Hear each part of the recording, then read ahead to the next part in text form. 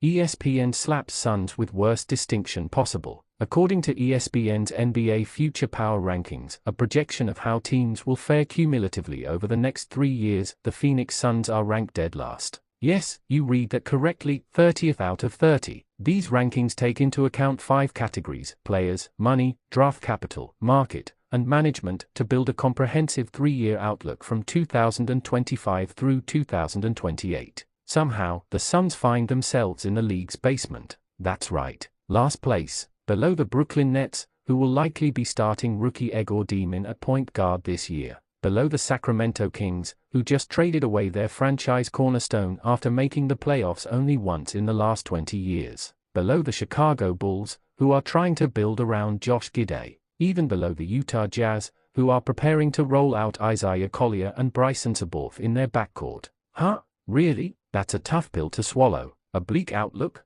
To be fair, things aren't particularly bright in Phoenix right now. Kevin Durant and Bradley Beal are gone, and the future of the team's scoring production looks cloudy. The Suns' draft capital is thin, and their big man situation is, at best, a question mark, with Mark Williams and rookie Carmen Maluach expected to hold down the center position. There's also the potential clashing of styles between Jalen Green and Devin Booker, which could lead to growing pains offensively. So, yes, there are valid concerns. But to suggest that the Suns' future is bleaker than every other team in the NBA, that stretches credibility. What the Suns actually have. Let's not ignore what Phoenix still brings to the table. They have an all-NBA player leading the charge in Devin Booker. Established NBA talent across every position in the starting lineup. At least 2 reliable bench contributors who can produce consistently. A manageable payroll with a clear path forward. Not every team ranked above the Suns can check all of those boxes, many can't check any. And according to ESPN's own explanation, a team's current roster accounts for 50% of its score in the rankings.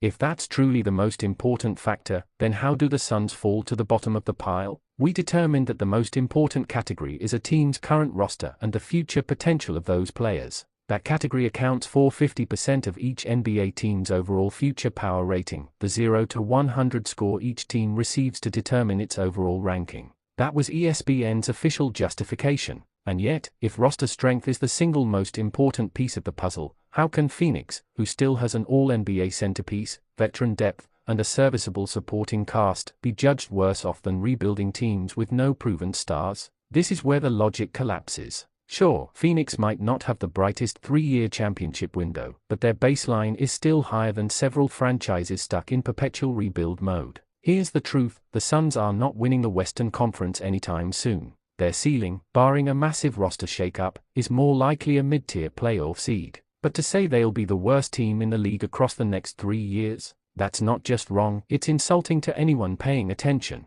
There will be nights when the Suns struggle to find scoring. There will be nights when the center position looks exposed. But this is still a team that will compete nightly and win enough games to stay in the playoff conversation. If that's not championship material, fine, but it's miles ahead of worst in the league. ESPN's rankings seem to overvalue hypothetical cap space and distant draft picks while undervaluing proven, present talent. Believing that the Nets have a rosier future simply because of financial flexibility, or that the Pelicans are better positioned because of one good regular season 2 years ago, requires some serious mental gymnastics. To Suns fans feeling gaslit by this list, rest easy. You're not crazy, this ranking is. The Suns aren't about to contend for a title, and nobody's arguing otherwise. But they are also not going to spend the next 3 years as the NBA's doormat. With Devin Booker still in his prime, Jalen Green eager to prove himself, and enough established talent to remain competitive, Phoenix has more than enough to stay above water in the brutal Western Conference.